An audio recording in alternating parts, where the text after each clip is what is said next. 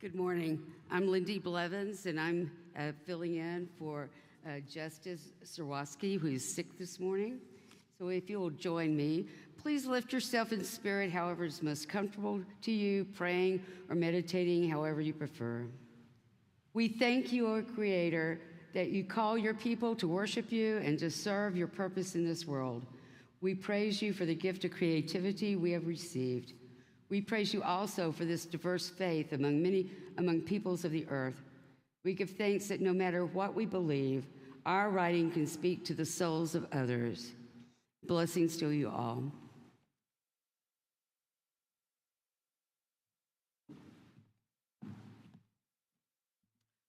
Please be seated. Thank you, Lindy. Good morning. Welcome to the Alma College degree ceremony honoring recipients of the degree of Master of Fine Arts in Creative Writing. I'm Sophronia Scott, Director of the MFA program. On behalf of the Alma College administration, our trustees, our faculty, our families, and our many friends in the Alma community, it is my great pleasure to express our appreciation for your presence. The Summer Day by Mary Oliver. Who made the world? Who made the swan and the black bear? Who made the grasshopper? This grasshopper, I mean, the one who has flung herself out of the grass, the one who is eating sugar out of my hand, who is moving her jaws back and forth instead of up and down, who is gazing around with her enormous and complicated eyes. Now she lifts her pale forearms and thoroughly washes her face. Now she snaps her wings open and floats away. I don't know exactly what a prayer is. I do know how to pay attention, how to fall down into the grass, how to kneel down in the grass, how to be idle and blessed, how to stroll through the fields, which is what I have been doing all day. Tell me, what else should I have done? Doesn't everything die at last and too soon? Tell me, what is it you plan to do with your one wild and precious life? The 4 students graduating today have declared that with this wild and precious life, they will write. And we celebrate them today for taking the stance of the artist. Now I invite to the podium Professor Timothy Pino, Interim Dean of Graduate Studies, to say a few words.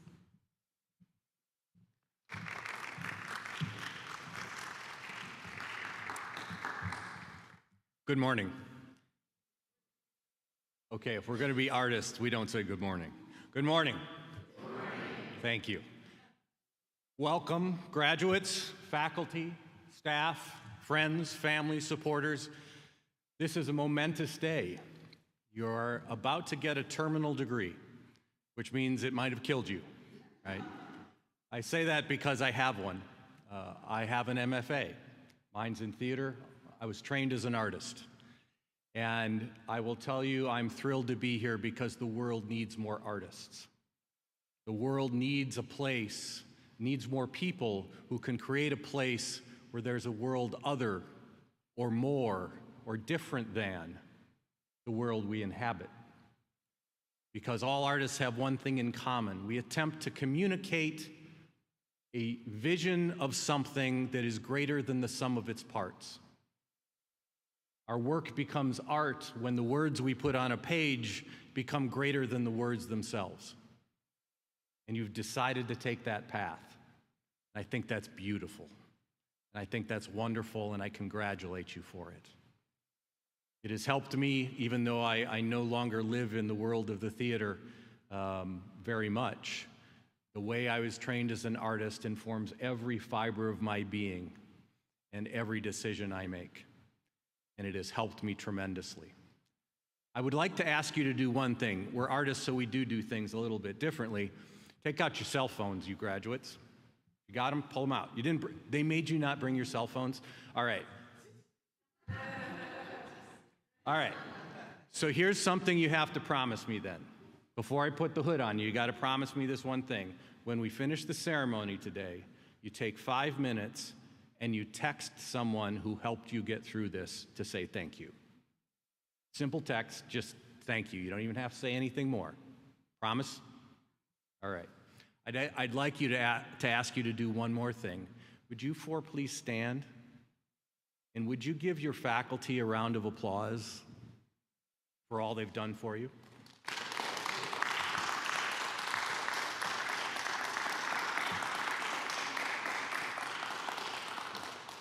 Thank you.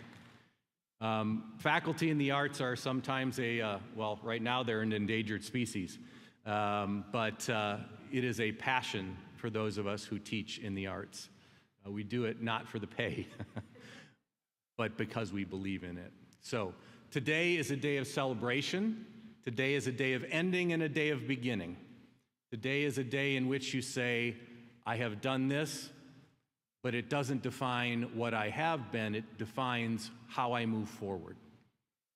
So I encourage you all, as I've said this for 35 years in higher ed to all my graduates as artists, your job now is to go out and change the world. Thank you.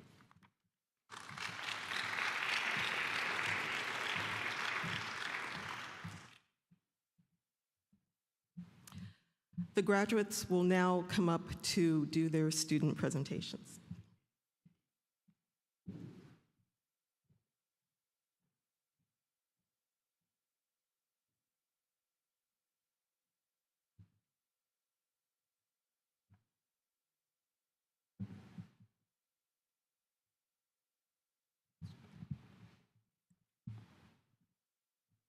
Last summer, the first graduating class started a tradition that I think will long accompany us as we go forward. And at that commencement, Kenny introduced us to this bottle of blessings, this flask of favorite words of wisdom. It started out as a message in a bottle, but as a writer, that wasn't sufficient. So it has adopted many names, and that year, Marie and Mary, Kenny, Artricia, Kelsey, and Kenny passed that along. And then in Venice, Frank and Joey, Joshua, and Maddie, Forrest, sorry, added their little scrolls wrapped in lace from Venice. So I was happy to be able to take this back with me in my carry-on in a flounce of flannel, and just would like to pass this on with words of wisdom that are accumulating in here from the class of summer 2024. I've been so happy to have this with me for this past term as I was writing my thesis, and just it was great company. And then next summer, or this winter actually, it'll accompany you all to your residency. Will be just a place where you can draw wisdom and maybe a smile and words of encouragement and love from the classes that have preceded you. So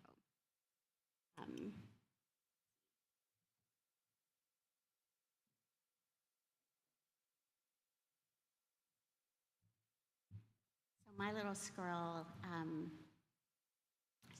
says, as writers, we're all amateurs, and that there's love everywhere in it.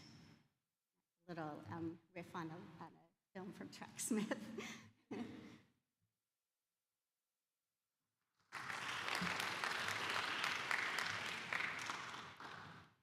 I ask that we tell the stories of those in these times so we can find hope and inspiration for the days and years and generations ahead.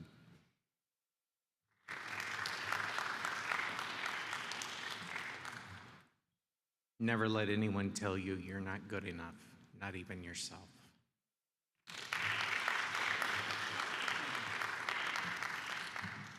Just keep writing. Write through the happy days, the difficult days, especially the difficult days. Let writing become a place of refuge and keep going, writing one day at a time.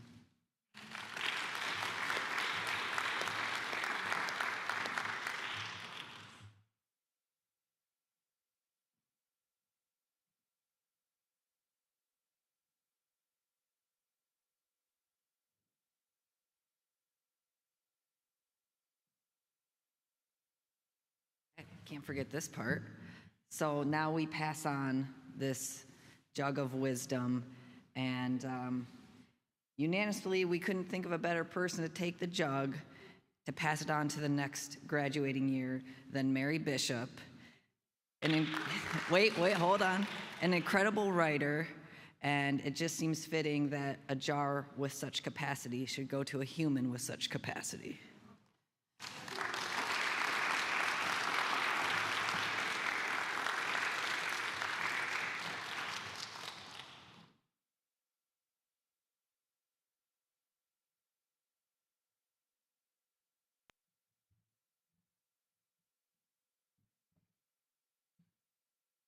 Today, we live in challenging times, but this country, this world, and each of you has seen challenging times before. At the turn of the century, many thrived as a result of the Second Industrial Revolution. Many were made rich by steel and technological advancements unlike anything the world had ever seen. These technologies opened up the country to itself and the globe and created the world's first generation of millionaires. At the same time, the workers who refined the steel and kept the machines of progress spinning found themselves toiling in an industrial age without concern for their safety or their starving children, many of whom joined their parents in these factories at ages they themselves could not have even born children. This period of technological progress inspired political upheavals, protests, and worker strikes. Stories from Reese, Tarbell, Sinclair, and others spoke to unfathomable poverty in the tenement slums of New York, murderous tactics of the Standard Oil Trust and women's suffrage, and deadly and unsanitary working conditions in the Chicago stockyards. These movements and these writers spoke to the nation and told the story of their time. A few leaders listened and were inspired. Others were forced to listen and given no option but to take action. Reforms were made and many lives improved for a time. Today, we navigate away from the known lakes and rivers of yesterday into the deeper and more turbulent and littered seas of this fourth industrial revolution. As we do, we find ourselves in similar circumstances as those generations before us. Authors and poets have always served as a literary backstops for those unable to fight or speak for themselves. The poets and writers graduating today carry a responsibility to tell the stories of those in these times. Stories of the mothers and fathers and daughters and sons, stories of happiness and growth, and stories of anguish and pain, stories that others can find themselves in so they do not see others as others. In these times, it can be difficult to find respect and friendship with those who we disagree with. In this program, though, we did not talk about politics. We didn't argue with each other about political parties, be it Democrats, Republicans, or independents. We didn't talk about those things which divide us. Instead, we wrote and told each other our stories, stories of our loved ones, stories of people with stories to tell. Through these stories, we came to understand the humanity in us all. Through these stories, we learned the definition of friendship and of hope for a better world that all of you can aspire for, others to yearn for. Thank you.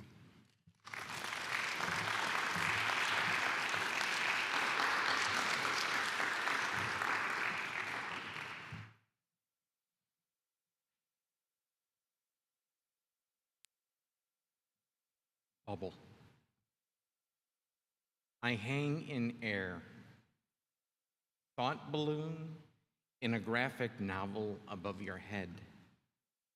More than a place, a destination, hands on a clock point to awareness of self. Not as a god, a human being. Speaking truth.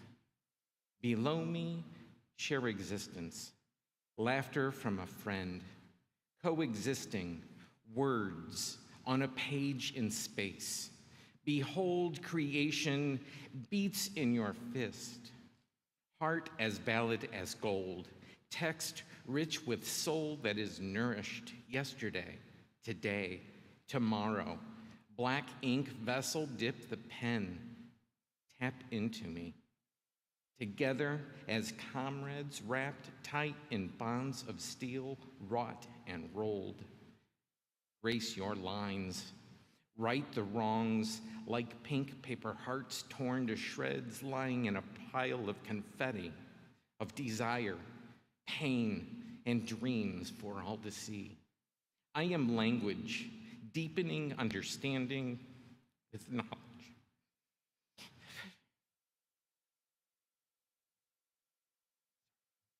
As it flows from fingers, a river with torrents, strong from a healing well that softens the edges of society. I am Alma. I am community.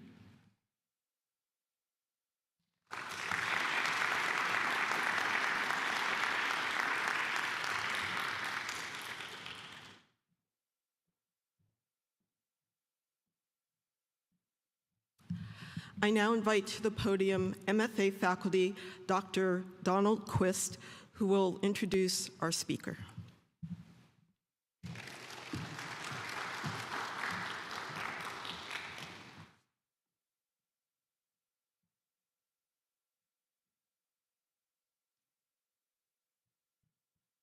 It's an honor to introduce the poet Jamal May. I would not actually be here without him.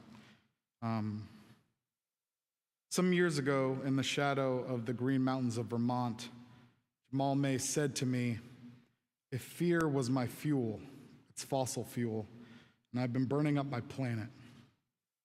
And now I'm trying solar energy, positive." And with those words, Jamal gave me and all those in earshot a map to a new way of living better. A path to be in alignment with a renewable source that cannot be exhausted, that helps things grow, that braves us from the cold. Jamal's soul and work is solar, bright and enlivening, prompting much in his orbit to bloom upward, reaching for light. Jamal was born in Detroit, Michigan, where he taught poetry in public schools and worked as a freelance audio engineer.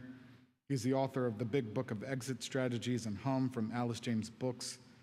He's received an NAACP Image Award nomination, an Indiana Review Prize, the Spirit of Detroit Award, and the Stadler Fellowship.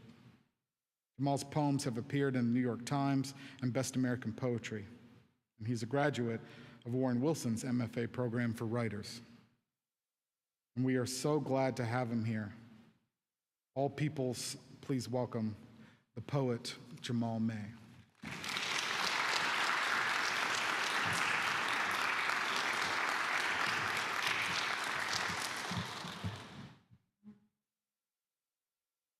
Timer there.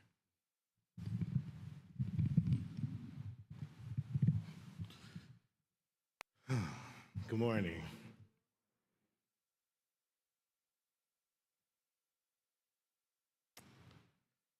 All right, so I have some prepared thoughts here and maybe some not so prepared thoughts. One thing that I knew would happen when I got here was that I would meet some of you and kick it and hang out just for a night, and then I'd have all this stuff I wanted to say. So I tried to leave some space for that in the prepared portion of it, so maybe I can veer off a little bit and not get too crazy. I'm gonna err on the side of brevity, right? So friends, colleagues, students, graduates, and family, thank you for being here this morning and thank you for allowing me to be a small part of this momentous occasion. Yesterday, I was honored by so many attentive ears at the reading, and now I am honored again to be given a commencement address. Of the commencement addresses I am familiar with, one of my favorite parts is the bit where it gets really meta and the speaker acknowledges the experience of preparing the address itself. Like, y'all know that part, right? Where they're like,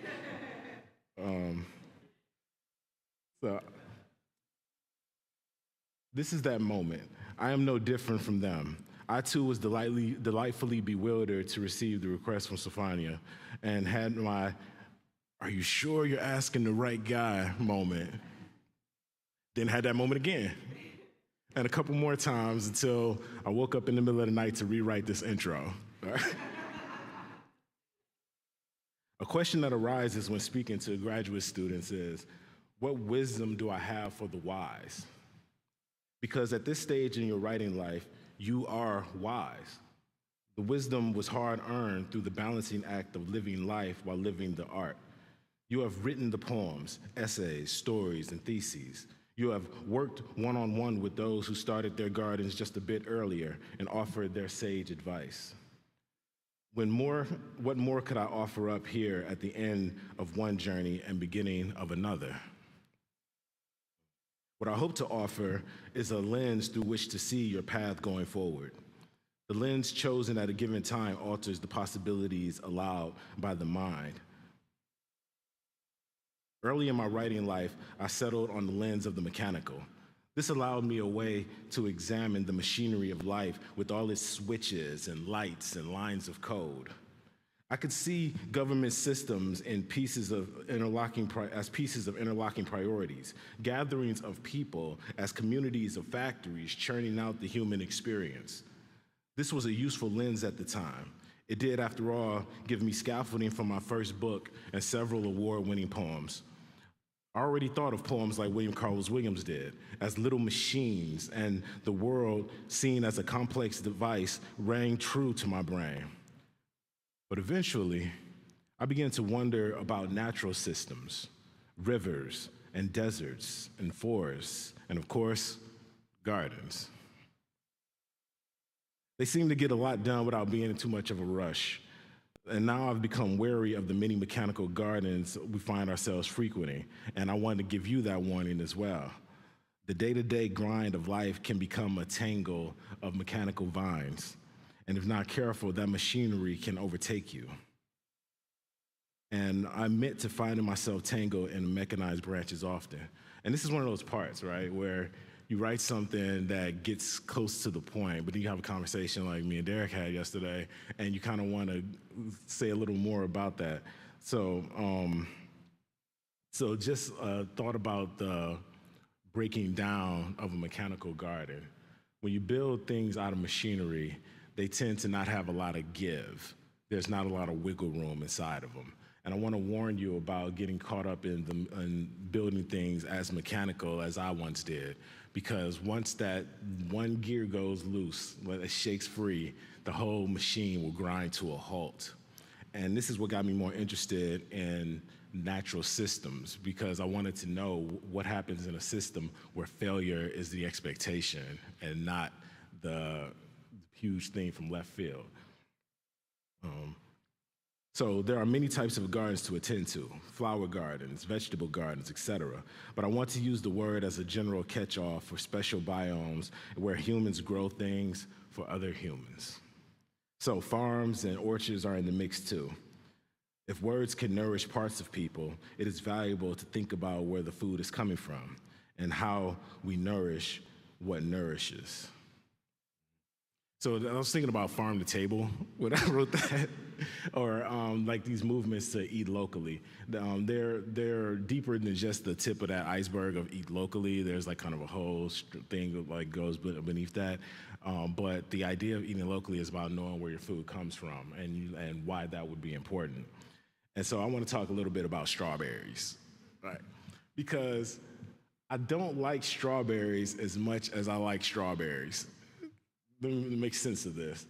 I still buy strawberries from the grocery store regularly. I still eat them, but they don't necessarily fill me with the flavor and deliciousness of strawberries. It's a thing that I remember caring about. And the part of the memory, because you got, it's commencement, you got to put those memories in there.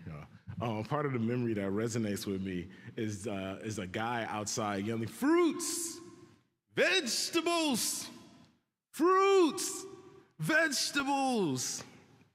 When I heard this call as a child, I would get infinitely more excited than when I heard the ice cream truck. Now, don't get me wrong. I would hustle outside at the sound of Pop Goes the Weasel like every other kid, for sure. But the call for fruits and vegetables was special, and not just because in these summer months it was rarer than ice cream truck.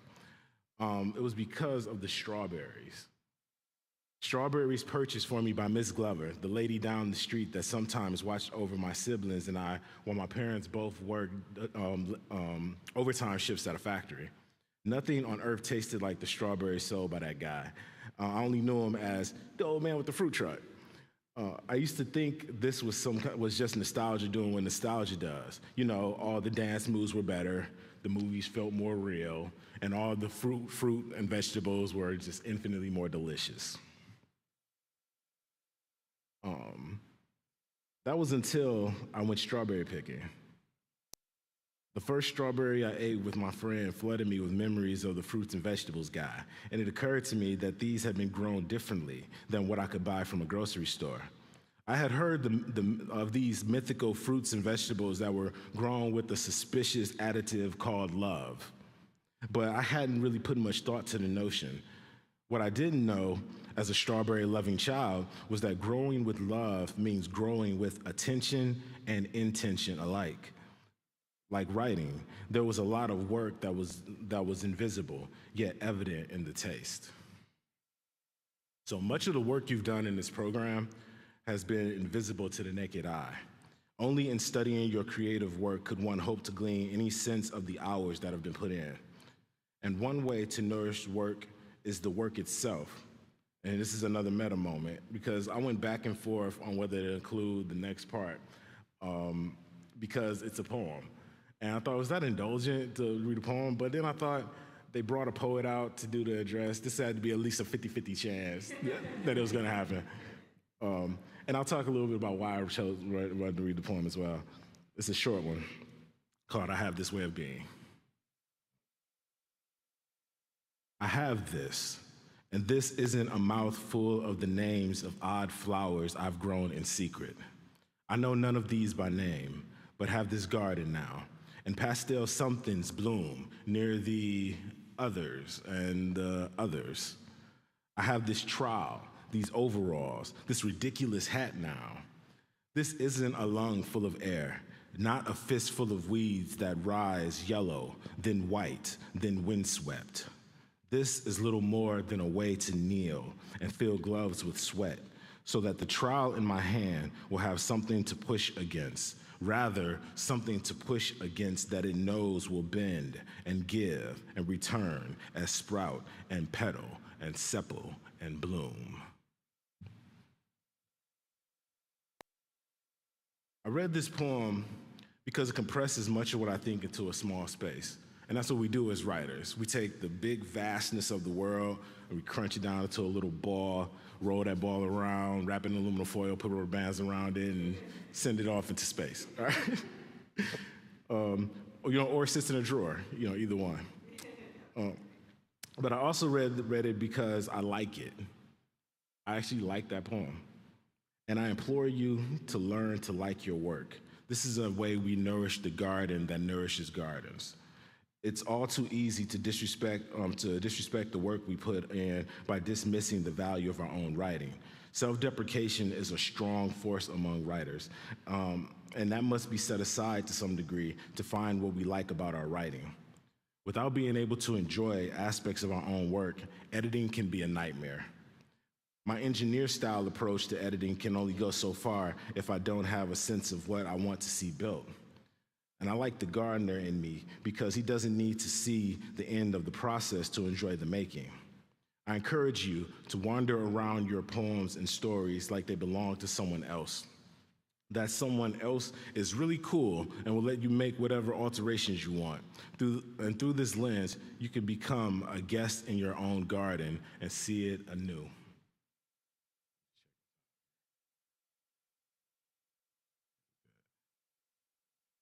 Now, as a writer, working in the garden might come as an easy metaphor. What does not is the realization that a writer has to nurture both the garden of their work and the garden of the self in order to flourish. One must be the seed in the soil and what makes it burst through. One must be the sapling itself, transferred from one garden to the next, and the next garden is crowded. Maybe it's too lazy to say it's crowded with weeds, but let's ride with this metaphor. I'm gonna beat this thing into the ground. All right.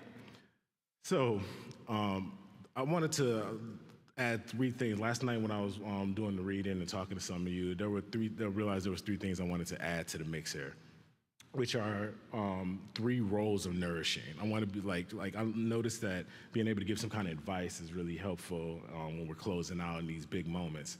And ways of nourishing and a forgotten way of nourishing. The 3 that we kind of think of, but then it's forgotten. This one we got to remember this part of it as well. So when nourishing things, you need to plant seeds, right? You need to water those seeds, and you also need to shine.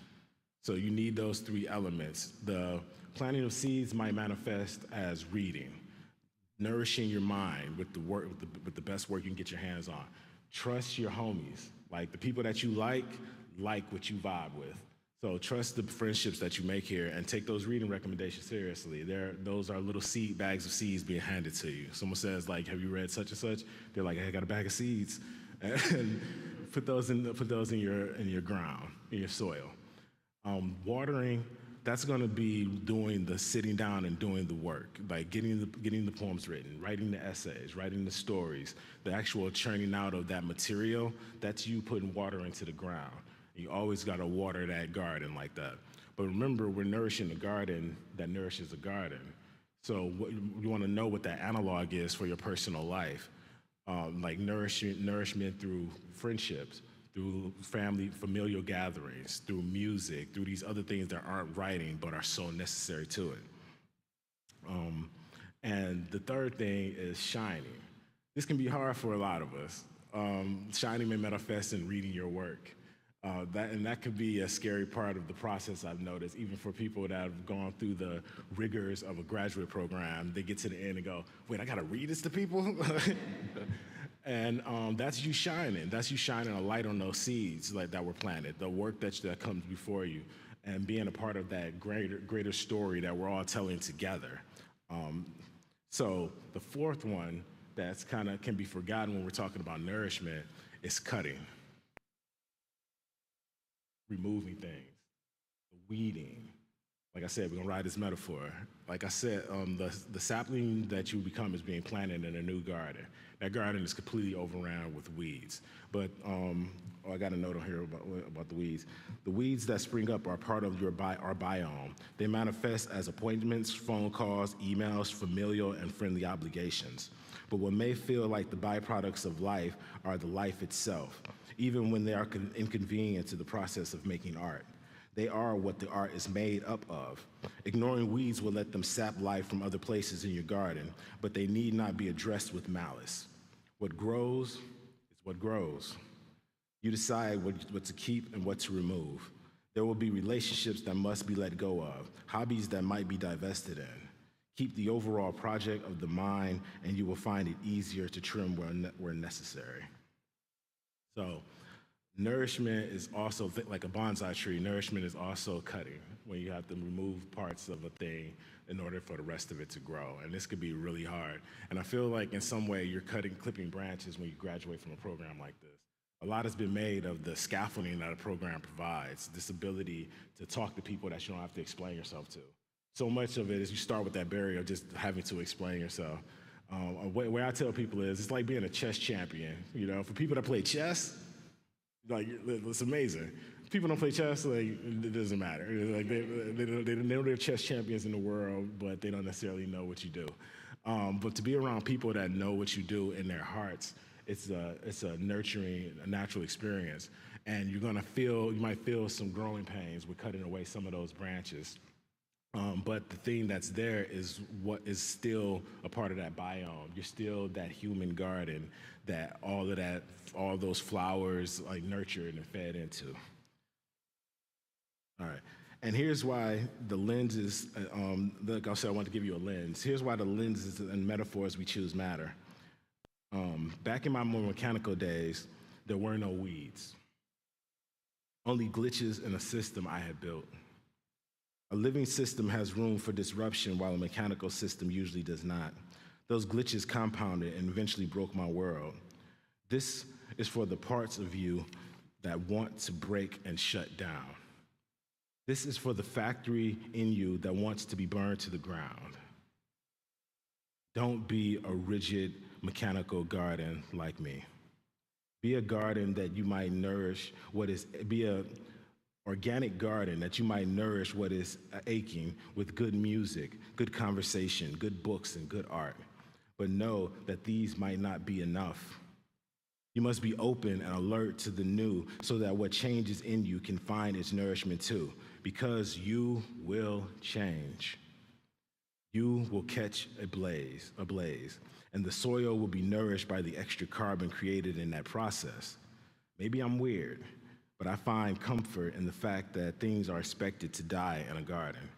Maybe it will comfort you weirdos out there as well. Failures and sacrifices are the little deaths that feed this cycle. And I know you've sacrificed and you have failed to get to this point. You have lost sleep working on an essay that will never work. You have poured your heart into a topic that won't love you back. You have missed meetings and gatherings while you gathered broken word machines together only to be told, no, this isn't quite it. With attention, though, these sacrifices will make the fruit sweeter. No one will see the toil it truly takes, but they will taste the effort. Thank you for your efforts. I am genuinely grateful that a lot of you exist and took this risk. You remind me and all of us what is worth digging for. Thank you so much to the graduates, to the students following behind them, to the faculty, to everybody, the bagpipes, the sound guy, like, to the water bottle, because we had that heat wave. Thank you to everything and everybody that makes this work. And remember, nourish the garden that nourishes the garden. Peace, y'all.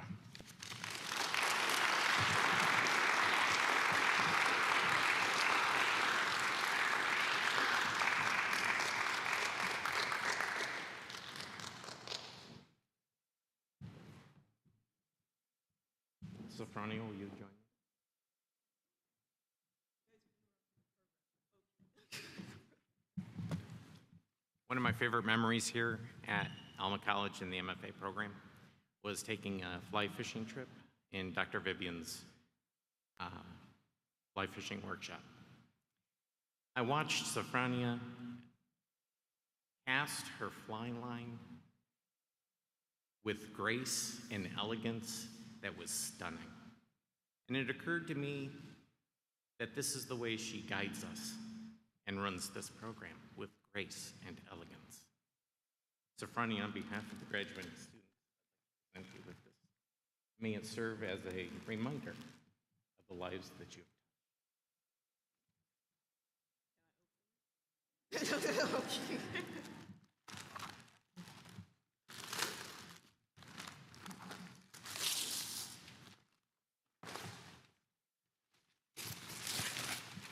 I didn't bring my box cutter.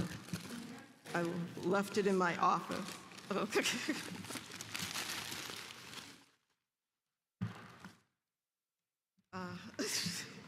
Yeah.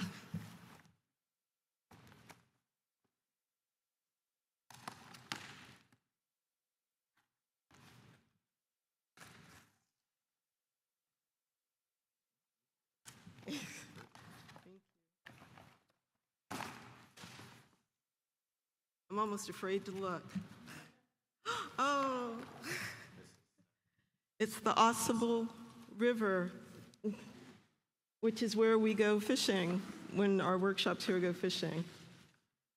And it's signed by the MFA Creative Writing graduates of the summer of 2024. Thank you.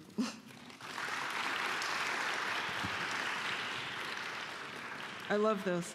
I was just telling one of the previous graduates that I have now gotten to the point where I do keep my fishing equipment in the car. So, so that's exciting. Thank you very much. I'm blessed to have the opportunity to guide this program and to bring more writers into this world. I said in the video that we were working on this week that we evolve together, that you inspire others as you are inspired. We evolve together. So thank you. Thank you for your inspiration. It is time for the presentation of the diplomas. We will present by genre, and we will announce the student's name. You will hear an excerpt from their creative theses read by the faculty. They have chosen to do so. They do not know what that excerpt is going to be. It will be a surprise to them. And then the student will come up to receive their degree and the hood that marks this achievement.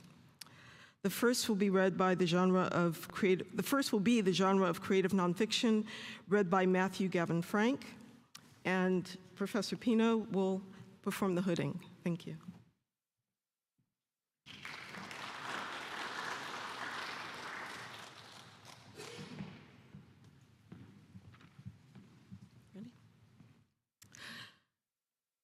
Derek J. Blumke. I scanned the crowd for Ian's dad, John, and found him seated under an enclosure with Ian's 13-year-old daughter, Dresden, and his stepmom, Sharon. Ian's sister, Jacinda, stood behind them. Beyond the family, I could see the overlapping and seemingly endless rows of bright, white marble gravestones, which I couldn't help but imagine were all glowing and floating ghosts. Ghosts of wars and battles past, ghosts of the Civil War, the World Wars, Korea, Vietnam, and the frivolous forever wars of my generation. Ghosts whose solemn duty now is to hold watch over the generals and civilian leadership in the Pentagon, sitting just a few hundred yards beyond the cemetery's property fence line, in direct line of sight from where we stood. Ghosts who refused to allow the generals in the limestone-faced complex to forget their duty to their soldiers. Ghosts who won't sleep or forget. The writer, Derek Blumke.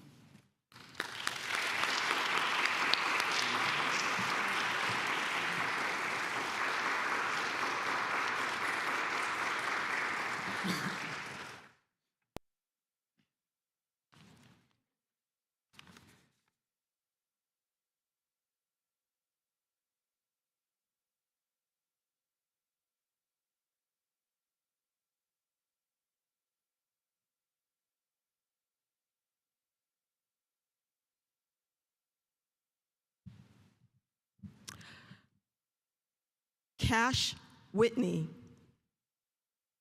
In my late 20s, the novelty of my attention-grabbing femininity wore off.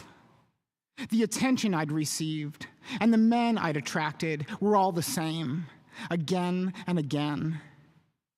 Part of this cyclical problem fell on me. I wasn't being myself. I shopped in the women's section and fancied myself with necklaces and rings. I showed my cleavage and grew my hair down my back. And because I wasn't yet recognizing who I was, I turned my focus elsewhere, on my career, my living situation, and a reignited passion for the drums. But during this time of self-love, I stopped trying to look feminine. I wasn't chasing men. I was working, and I was drumming. I found myself again in the box-shaped sweaters and loose-fit pants from the men's department, just as I had when I was 8. I found collared shirts, blazers, and bow ties. wingtip leather shoes, and bulky watches. I found myself back in the hairdresser's cushioned chair, staring at my reflection. "Take it all off," I said. And she did. The writer, Cash Whitney.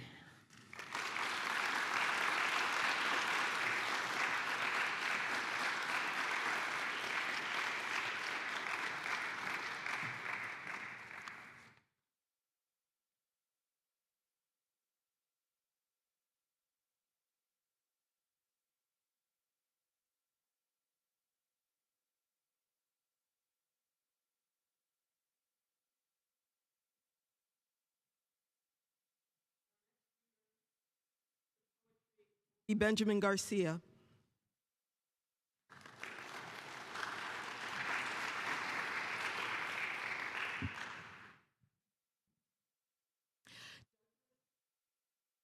A. Henning. Cuckoo sounds. Can you hear the syllables of a bird? We describe sounds like twitter, tweet, honk, caw. One or two notes, high up in their homes, merely a sound, or do they curse us, curse each other? Maybe a calling card that proclaims I exist, I am here, this tree belongs to me. We see them flit from fern to roof, marking territory, they remark. I am here, alive, belong, this is mine. But what about you? Can you say, I belong to this world? The poet, Doug Henning.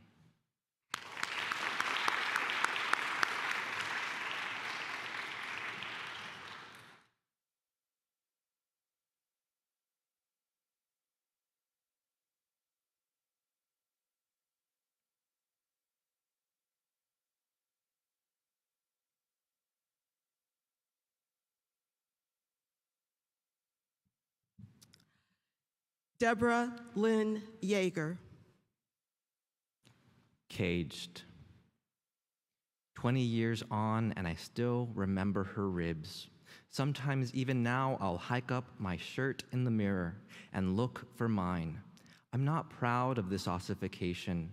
Did you know humans have 12 sets of ribs like disciples?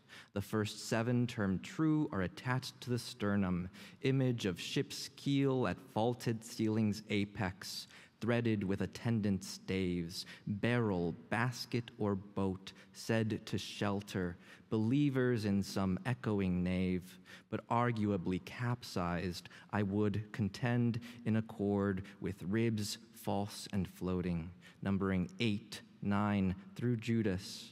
It's those topmost bones I remember coveting when she came over and interrupted our gathering with her boyfriend troubles and her low-cut dress, and I walked her in sympathetic loops through the field north of our house, path like a cage of ribs, and soon she married my husband, swallowed the key. The poet, Deborah Yeager.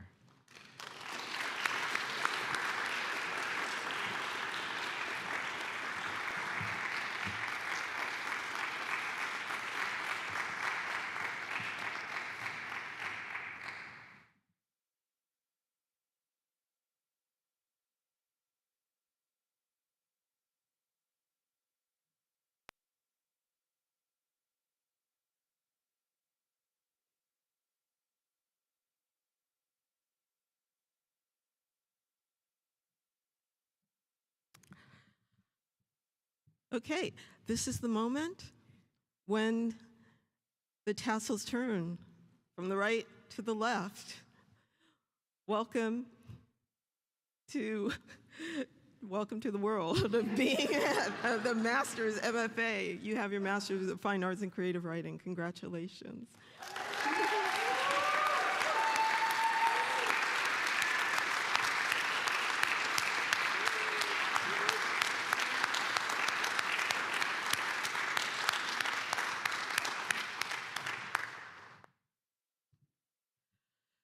So we will just to let you know how the rest of this will work, we will have some concluding remarks from Professor Pino, our benediction, and when the bagpiper pipes us out, the faculty will leave first, followed by the students, and we will form a gauntlet outside through which the students will walk, so you may join us outside for photos and congratulations.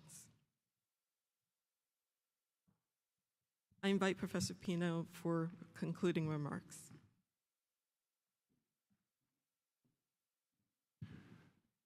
On behalf of the Board of Trustees and President Abernathy and Provost Burke and all the faculty and staff, thank you. Congratulations. We are proud of you. We look forward to what you will do in the world. I will close with and I do want to say to our speaker, Jamal May, I'm going to tell you that I'm going to shamelessly steal your mechanical analogy the next time I'm teaching theater. And I will try and remember to give you credit, but I thought that was wonderful. I want to leave you with a quote from the playwright Thornton Wilder. It is my favorite quote about what I do in the theater. I'm going to amend it just a little bit to make it about writing in general, but I believe it speaks to what it is that we do. Wilder says, "The reason that I write is it's the best way I know of to explain to a human being what it means to be a human being." Thank you. Go out, change the world, show us what can be better, warn us about what could be worse, show us the potentials, show us the pitfalls, show us to be better. Congratulations.